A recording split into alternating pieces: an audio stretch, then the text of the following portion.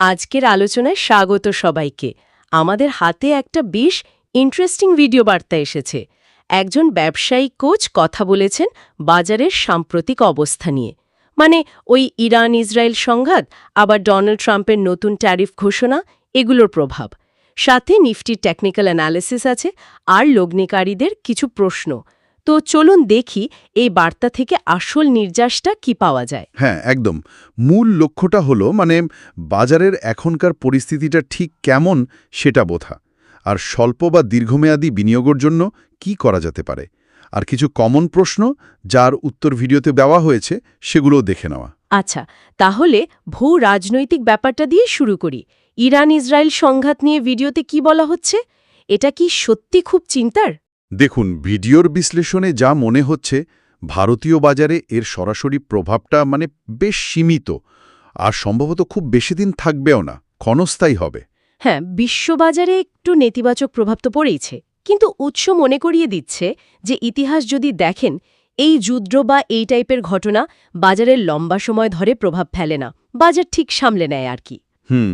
তবে হ্যাঁ, ট্রাম্পের কিছু মন্তব্য সেটা হয়তো পরিস্থিতিকে একটু জটিল করতে পারে, এরকম একটা ইঙ্গিত আছে। ট্রাম্পের কথায় যখন এলাম, তার ওই নতুন ট্যারিফ নীতি, বিশেষ করে ফার্মা সেক্টরের ওপর, এটা তো বেশ বড় ধাক্কা মনে হচ্ছে। আগে তো এই সেক্টরে ছাড় ছিল, তাই না? হ্যাঁ, এটাই সবচেয়ে ভাবনার বিষয়। ফার্মা সেক্টর, যেটা সাধারণত ট্যারিফের বাইরে থাকত, এবার ট্রাম্প কিন্তু সেটার উপরেই শুল্ক চাপানোর কথা বলেছেন। আর এর ফলও দেখা গেছে, ফার্মার সূচক প্রায় 2.5% পড়েছে, আর লুপেন, অরবিন্দ ফার্মার মতো স্টকগুলো তো 3 থেকে 4% পড়েছে। তার মানে এই ঘটনা থেকে একটা বড় শিক্ষা নেওয়ার আছে মনে হচ্ছে। ভিডিওতেও যেমন বলা হয়েছে যে ট্রাম্পের মতো বড় নামের কথাই হুট করে ভরসা না করা, কারণ তারা তো নিজেদের সুবিধার জন্য বাজারকে নাড়াচাড়া করতে পারেন। একদম ঠিক পয়েন্ট। ভিডিওতে এটাই জোর দিয়ে বলা হচ্ছে যে এই ধরনের মন্তব্য অনেক সময় ইচ্ছাকৃতভাবে করা হয় বাজারকে প্রভাবিত করার জন্য। আসল কথা হলো নিজের বিশ্লেষণ, নিজের তথ্যের উপর ভরসা রাখা, বিশেষ করে যখন কোনো বড় সিদ্ধান্ত নিচ্ছেন। এই যে এত খবর, এত কথা, এর মধ্যে কোনটা আসল, কোনটা জাস্ট কথার কথা, সেটা বোঝাটা খুব জরুরি।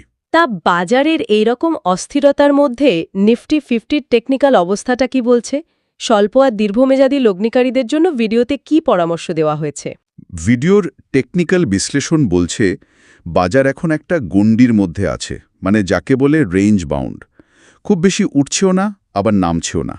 তো যারা শর্ট টার্ম ট্রেডিং করেন তাদের জন্য পরামর্শ হলো এখন একটু ধৈর্য ধরা, আপাতত কিছু না করাই ভালো।